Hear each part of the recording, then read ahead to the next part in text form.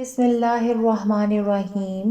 اللہم انت ربی لا الہ الا انت خلقتنی وانا عبدک وانا علی عہدک ووعدک ما استطعت اعوذ بک من شر ما صنعت ابوء لک بنعمتک علی وابوء بذنبی فاغفر لی فانہ لا یغفر الذنوب الا انت۔ اے اللہ، تو میرا رب ہے، تیرے سوا کوئی معبود نہیں۔ تو نے ہی مجھے پیدا کیا اور میں تیرا ہی بندہ ہوں۔ میں اپنی طاقت کے مطابق تجھ سے کیے ہوئے عہد اور وعدے پر قائم ہوں۔ ان بری حرکتوں کے عذاب سے جو میں نے کی ہیں، تیری پناہ مانگتا ہوں۔ مجھ پر نعمتیں تیری ہیں، اس کا اقرار کرتا ہوں۔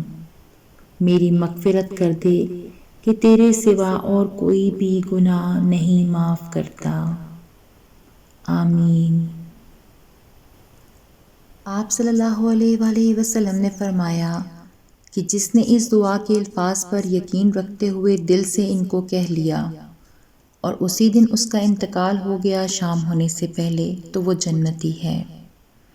اور جس نے اس دعا کے الفاظ پر یقین رکھتے ہوئے رات میں ان کو پڑھ لیا اور پھر اس کا صبح ہونے سے پہلے انتقال ہو گیا تو وہ جنتی ہے۔